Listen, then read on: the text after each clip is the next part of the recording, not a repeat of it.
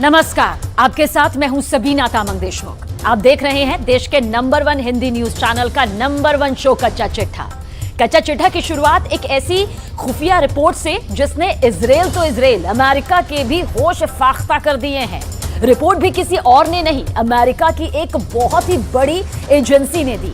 Report यह है कि हमास ने गाजा के मलबे में मौत की भट्टी जला रखी है। एक ऐसी भट्टी जहां इजराइल के जितने भी सैनिक जाएंगे जान से हाथ धो बैठेंगे, ये यकीनन यहां पर तय माना जा रहा है। हमास के आखिर ये किस किलर जोन की बात हम यहां पर कर रहे हैं, आखिर वो किलर जोन है क्या, इसे जान लेना बेहद जरूरी है क्योंकि ये किलर जोन बहुत ही जानलेवा है।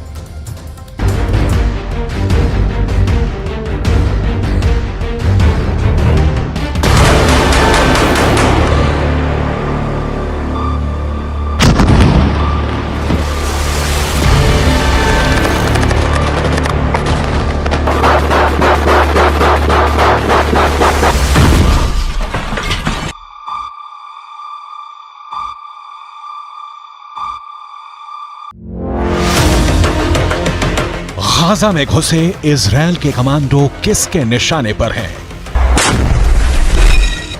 इनके एक एक मूवमेंट पर उनकी नजर है।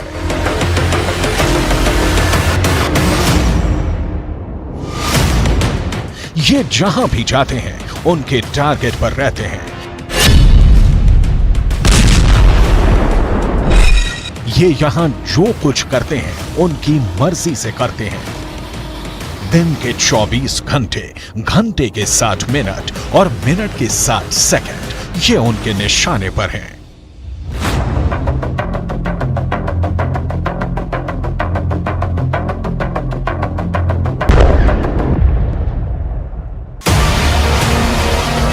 ऐसा सिर्फ ग्राउंड ऑपरेशन में शामिल सेना के साथ ही नहीं है, इनके टैंक भी टारगेट पर हैं।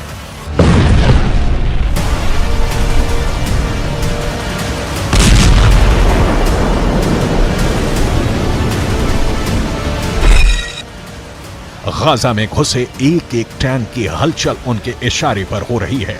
ये इजराइल के दोस्त नहीं, उनके जानी दुश्मन हैं।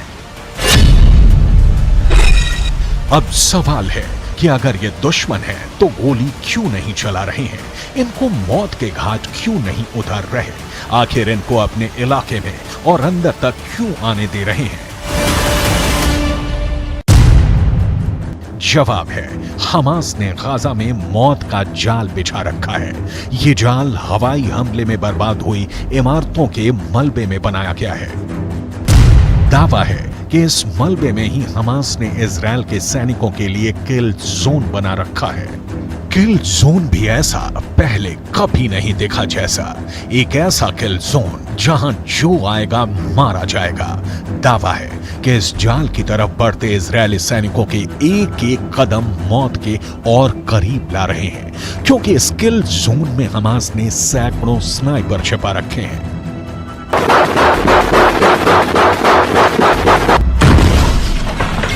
चौंक गए ना ये सुनकर? ये खुफिया रिपोर्ट ही चौंकाने वाली है। दावा है कि गाजा में ग्राउंड ऑपरेशन करने घुसी सेना के ये एक एक कदम मौत की तरफ बढ़ रहे हैं। हमास की एक खुफिया वॉर प्लान लीक हुई है। इस प्लान में इजराइल के सैनिकों को मौत के जाल में फंसाने वाली उनकी खौफनाक रणनीति का पता चलता है। इस रणनीति में सिर्फ इजराइल के सैनिकों के लिए ही मौत का जाल नहीं बिछाया गया है, इजराइल के टैंकों को तबाह करने का खुफिया इंतजाम किया गया है। खुफिया रिपोर्ट की माने तो हमास ने हवाई हमले के मलबे के नीचे विस्फोटक छुपा रखा है, जिसका इस्तेमाल हमास इजराइल की टैंकों को उड़ाने के लिए कर सकता है। जब भी टैंक मलबे के करीब से गुजरेंगे, मलबे में जमा बारूद में विस्फोट होगा और आसपास मौजूद सैनिक से लेकर टैंक तक सब कुछ जलकर खाक हो जाएगा। सवाल है, क्या ये सच में होने वाला है? अगर होने वाला है तो कब होने वाला है, कैसे होने वाला है? अमेरिकन एंटरप्राइज इंस्टीट्यूट के विश्लेषकों की माने तो इजरायल के हवाई हमले ही उनकी जान के दुश्मन बनने वाले हैं। इजरायल गाजा में जहां जहां भी बम गिरा रहा है वहां हमास मौत का कुआं खोद रहा है। इजरायल जिस भी इमारत को तबाह कर रहा है उसे हमास किल जोन में बदलता जा रहा है। एक ऐसा किल जोन जहां कदम रखते ही इजरायली सैनिकों को कोई भी नहीं बचा पाएगा। अमेरिकन एंटरप्राइज इंस्टीट्यूट की रिपोर्ट बताती है कि आईडीएफ के सैनिकों पर हमला करने से पहले हमास छुपने के लिए भूमिगत सुरंगों के साथ साथ मलबे के ढेर का इस्तेमाल कर सकता है। अमेरिकन एंटरप्राइज इंस्टीट्यूट के विशेषज्ञों ने चेतावनी दी है कि जमीन पर मौजूद इजरायली सैनिकों को हमास अपने किल जोन में खींच रहा है। अमेरिकन एंटरप्राइज इंस्टीट्यूट की रिपोर्ट बताती है कि आईडीएफ के सैनिकों पर हमला करने से पहले हमास छुपने के लिए भूमिगत सुरंगों के साथ साथ मलबे के ढेर का इस्तेमाल कर सकता है। अमेरिकन एंटरप्राइज इंस्टीट्यूट के विशेषज्ञों ने चेतावनी दी है कि जमीन पर मौजूद इजरायली सैनिकों को हमास अपने किल जोन में खींच रहा है।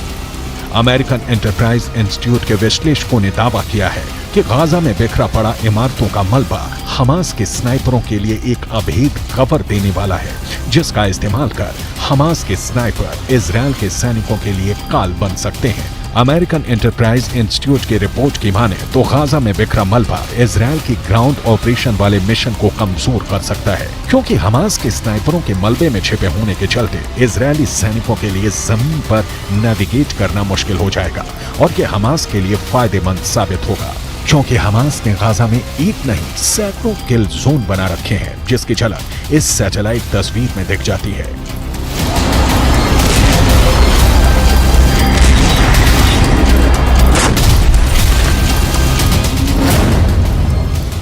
सीमा पर मौजूद दीवार को पार कर इजरायल की सेना जैसे जैसे गाजा में अंदर दाखिल हो रही है वो हमास के बनाए किल जोन के और करीब पहुंचती जा रही है।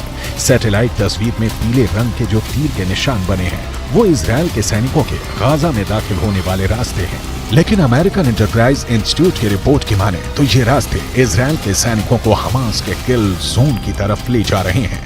किल जोन नंबर 1, किल जोन नंबर 2, किल जोन नंबर 3, किल जोन नंबर 4, किल जोन नंबर 5, किल जोन नंबर 6, किल जोन नंबर 7, किल जोन नंबर 8, किल जोन नंबर 9, किल जोन नंबर 10, किल जोन नंबर 11, किल जोन नंबर 12, किल जोन नंबर 13, किल जोन नंबर 14, किल जोन नंबर 15।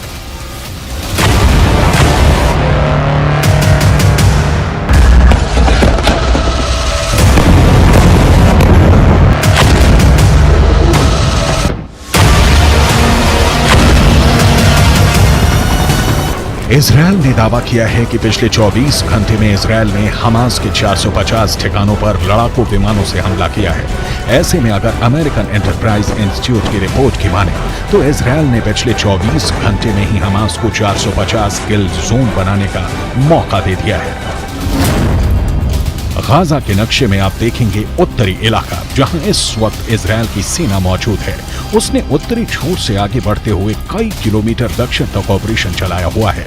वहीं Israel की सेना ने दूसरा मोर्चा उत्तरी छोर से 10 kilometre नीचे खोला और यहां से उसकी सेना गाजा को चीरते हुए भूमध्य सागर तक पहुंच गए। यानी अब उत्तरी गाजा दक्षिणी गाजा से पूरी तरह से कट चुका है।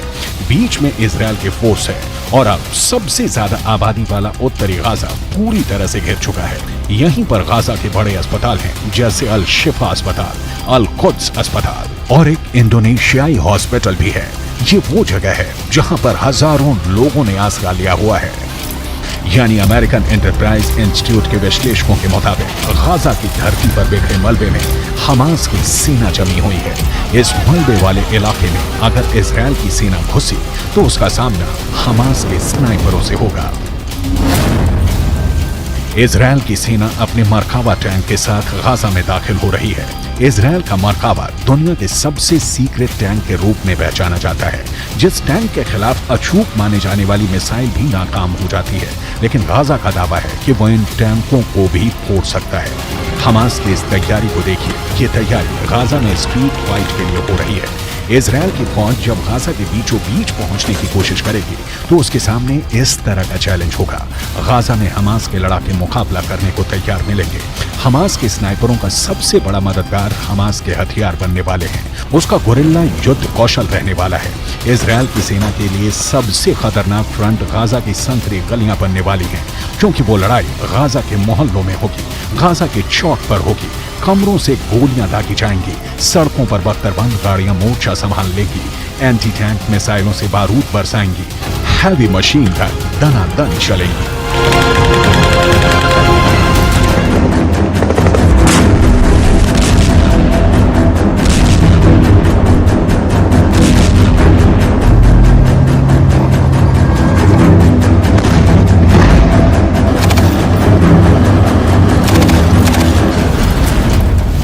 सबसे असरदार हथियार हमास के पास एंटी टैंक मिसाइल है। ये मिसाइलें मरकावा पर मौत बनकर बरसेंगी और मरकावा धुआं धुआं हो जाएगा। अगर यह हमला गोरिल्ला वॉर के तौर पर हुआ तो गाजा में भी यूक्रेन के मारियोपोल जैसी तस्वीर देखने को मिल सकती है। गाजा की इमारतों में स्नाइपर छुपे हैं। गाजा की इमारतों के मलबे में मौजूद ये स्नाइपर इजरायल के सैनिकों के लिए यमराज साबित हो सकते हैं। गाजा की जो सबसे नई तस्वीरें सामने आ रही हैं, उससे साफ जाहिर है कि गाजा का ज्यादातर हिस्सा खंडहर में तब्दील हो चुका है। लेकिन खुफिया रिपोर्ट की माने तो इसी खंडहर में इजरायल की सेना को खंड खंड करने का खतरनाक प्लान तैयार है।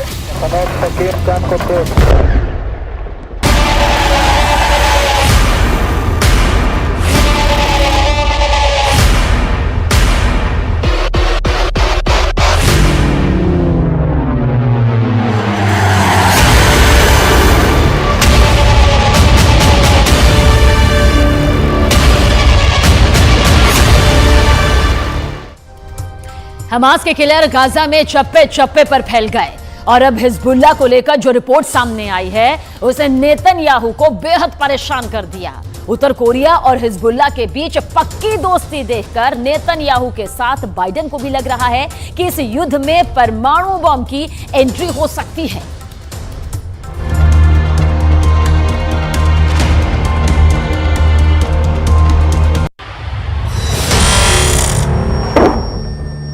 हिजबुल्लाह का सबसे नया वीडियो।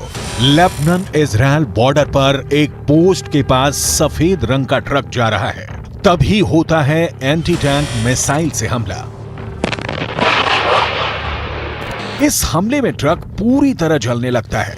उसमें क्या था ये कोई बताने को तैयार नहीं, लेकिन बाद में इजरायल की पोस्ट पर अचानक हरकत बढ़ जाती है। कुछ लोग भागते हुए नजर आते हैं। हिजबुल्लाह के इस पिन पॉइंट अटैक ने इजरायल में बहुत बेचैनी पैदा कर दी है। क्या हिजबुल्लाह उत्तरी इजरायल पर चढ़ाई करने वाला है? क्या हिजबुल्लाह सिर्फ इस बात का इंतजार कर रहा है कि गाजा में जैसे ही इजरायल की फौज फंसेगी वो उत्तरी बॉर्डर पर युद्ध शुरू कर देगा? हिजबुल्लाह के हमले का सही वक्त क्या हो सकता है, इसे लेकर नेतन्याहू से लेकर बाइडेन दोनों पसोपेश में हैं। हिजबुल्लाह ने लेबनान इजरायल बॉर्डर पर कई हमले करके साबित कर दिया है कि इजरायल की उत्तरी सीमा अब सुरक्षित नहीं बची है। अगर गाजा पर ग्राउंड ऑपरेशन शुरू होने के बाद हमास, हूथी और हिजबुल्लाह ने एक साथ इजरायल पर हमला किया तो इनको एक साथ रोकना इजरायल के लिए बहुत बड़ा चैलेंज बन जाएगा। और तब अमेरिका की मदद के बिना हालात ऐसे बन सकते हैं कि ये तीनों फोर्स इजरायल की सेना को रौंद कर आगे बढ़ जाए।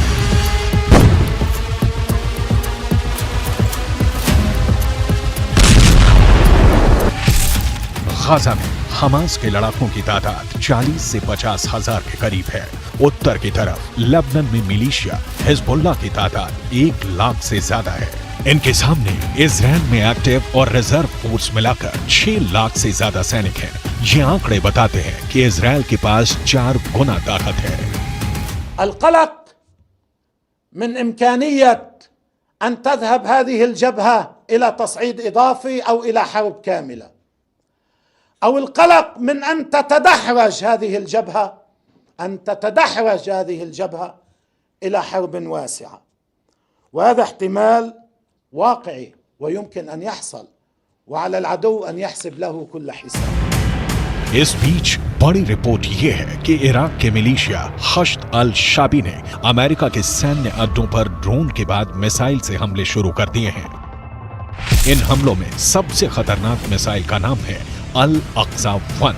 अल अक्सा 1 ईरान की फतेह 110 का ही एक नया वर्जन बताया जा रहा है, या कहें कि ईरान ने यह मिसाइल इराकी हिजबुल्लाह हश्द अल शाबी को सप्लाई की और उसने इसका नाम बदलकर अल अक्सा 1 कर दिया। ये ऐसी मिसाइल है जो हिजबुल्लाह के पास पहले से है। ये एक टैक्टिकल मिसाइल है जो छोटा परमाणु बम भी दाग सकती है। The barbarism is led by an axis of terror.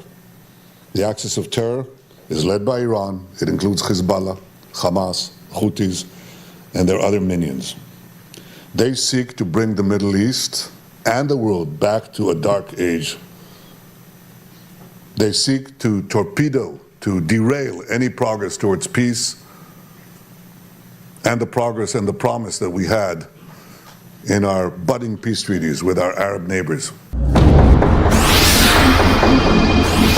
इसीलिए इस बैलिस्टिक मिसाइल को लेकर अब सबसे बड़ा सवाल पूछा जा रहा है कि क्या हिजबुल्लाह के पास टैक्टिकल हमले के लिए परमाणु बम भी हो सकता है, ऐसा परमाणु बम जिससे कम दायरे में बड़ी तबाही मचाई जा सके। क्या हिजबुल्लाह के चीफ हसन नसरल्लाह ने यह परमाणु सीक्रेट अभी तक छुपा कर रखा हुआ है? 2006 में अमेरिकी कांग्रेस को दी गई एक रिपोर्ट में कहा गया था कि लेबनान के मिलिशिया हिजबुल्लाह के उत्तर कोरिया से गहरे संबंध हैं। उत्तर कोरिया हिजबुल्लाह को हथियार भी देता रहा है। इसमें रॉकेट और मिसाइल से लेकर बम और गोले भी हैं। उत्तर कोरिया के लीडर किम जोंग उन को हिजबुल्लाह का बहुत बड़ा फैन कहा जाता है। उत्तर कोरिया ने फिलिस्तीन का भी हमेशा समर्थन किया है और अब दक्षिण कोरिया से ऐसी रिपोर्ट आ रही है कि जो रॉकेट हमास और हिजबुल्लाह इस्तेमाल कर रहे हैं उन पर मेड इन उत्तर कोरिया वाली छाप लगी हुई है। इनका लॉन्चिंग सिस्टम 2014 में ही उत्तर कोरिया से सप्लाई किया गया था। ऐसे रॉकेट हमास को भी मिले, हिजबुल्लाह को भी दिए गए। इसमें 122 मिलीमीटर का कात्यूशा रॉकेट भी है, जिससे हिजबुल्लाह ने उत्तरी इजराइल पर हमले तेज किए हैं। सवाल है, हिजबुल्लाह और किम जोंग उन का याराना डेंजर मार्क के ऊपर जा चुका है और क्या इसमें कोई परमाणु सीक्रेट भी छुपा हुआ है?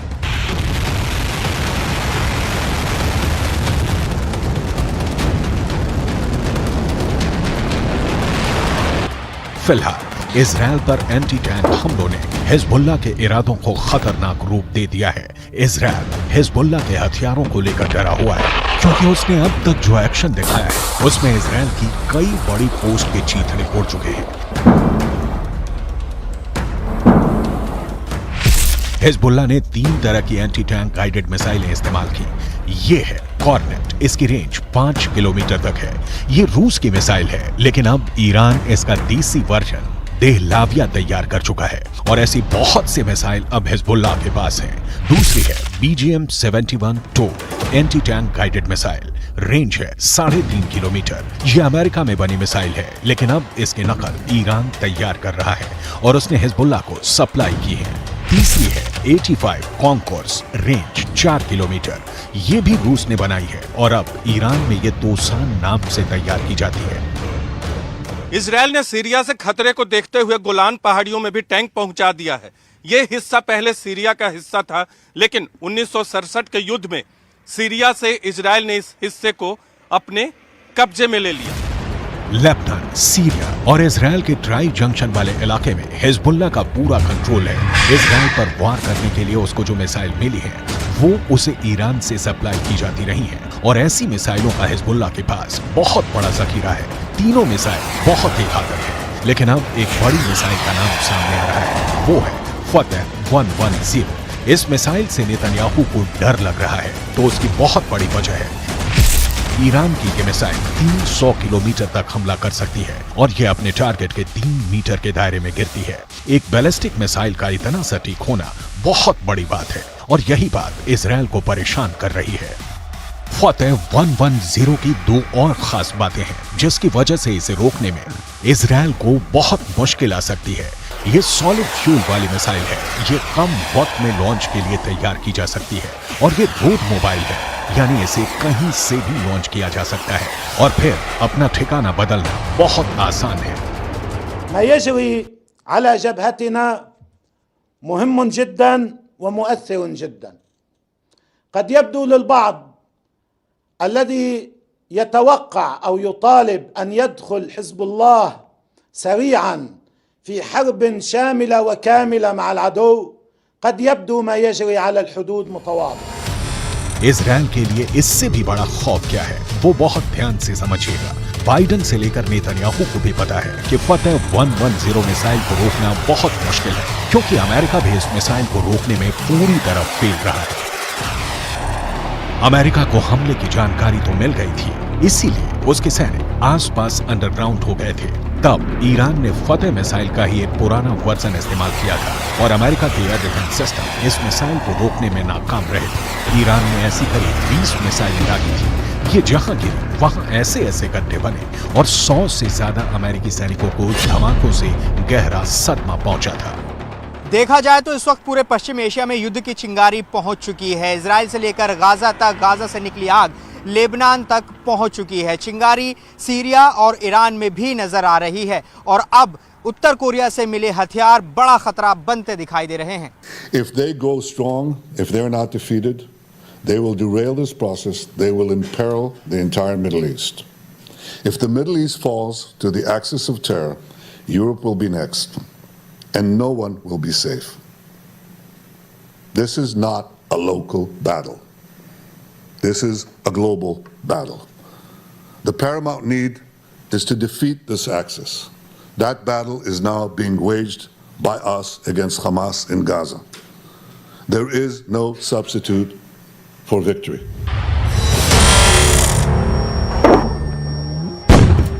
हिजबुल्लाह का खतरा बहुत बड़ा है, ये इजराइल भी जानता है और अमेरिका भी। अगर हिजबुल्लाह ने गियर बदला तो इजराइल के लिए उसे रोकना आसान नहीं होगा। यही वजह है कि अमेरिका के विदेश मंत्री एंटनी ब्लिंकन इराक का भी दौरा कर चुके हैं। जब ब्लिंकन इराक पहुंचे तो वो बुलेट प्रूफ जैकेट पहने हुए थे। इराक में ऐसा खतरा बताता है कि अमेरिका इस वक्त वहां की मिलिशिया हश्द अल शाबी से भी घबराया हुआ है, क्योंकि ईरान समर्थित इस गुट ने अब इराक और सीरिया दोनों जगह अमेरिका के अड्डों पर हमले शुरू कर दिए हैं।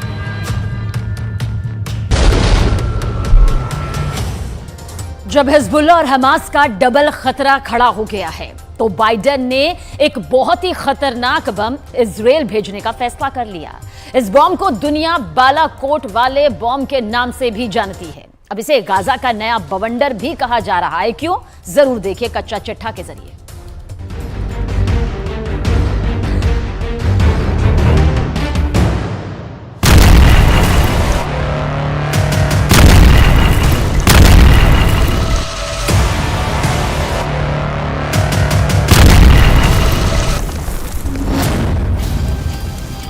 हमास का सफाया करने के लिए इजराइल अब वही बम इस्तेमाल करेगा जो भारत ने पाकिस्तान के खिलाफ बालाकोट में किया था।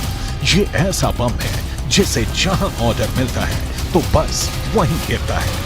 ये दुश्मन को चुन चुन कर मारता है और अब इजराइल इसी बम से हमास को खत्म करना चाहता है।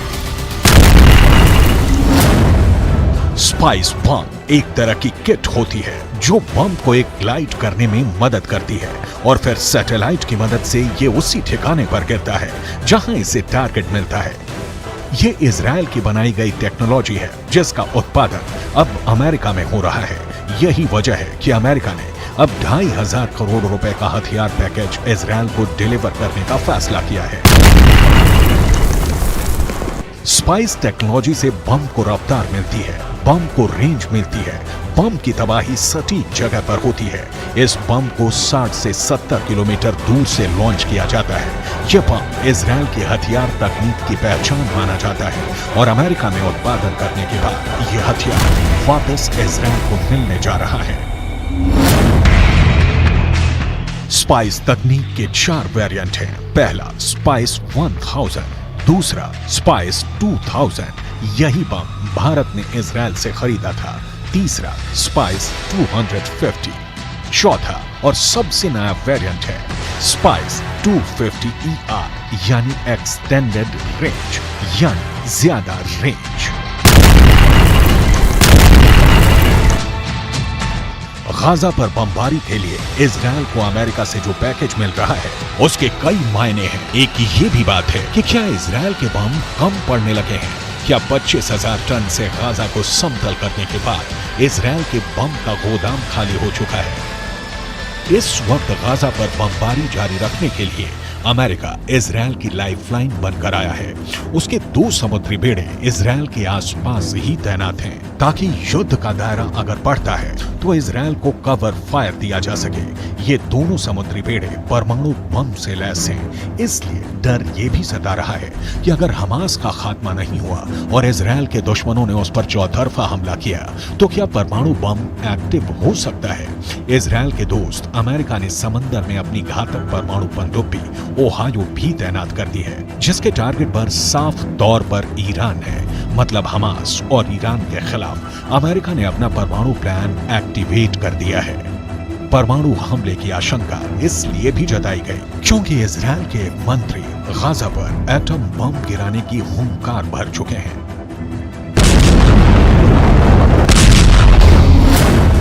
अब रूस ने भी परमाणु बम की नुमाइश करके अपनी नीयत साफ कर दी है, जिसके बाद अमेरिका घबराया हुआ है।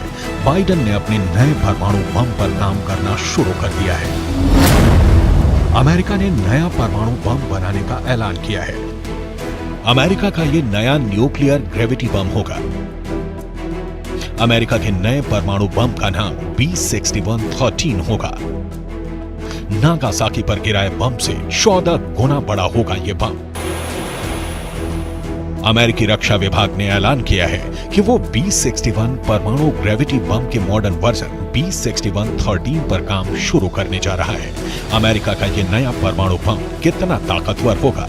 सवाल है कि क्या अमेरिका रूस के जार बम से भी बड़ा और अधिक शक्तिशाली परमाणु बम बना सकता है? क्योंकि विदेशी मीडिया की माने तो पुतिन ने जार बम की ये प्रदर्शनी अमेरिका को चिढ़ाने के लिए ही रखी है।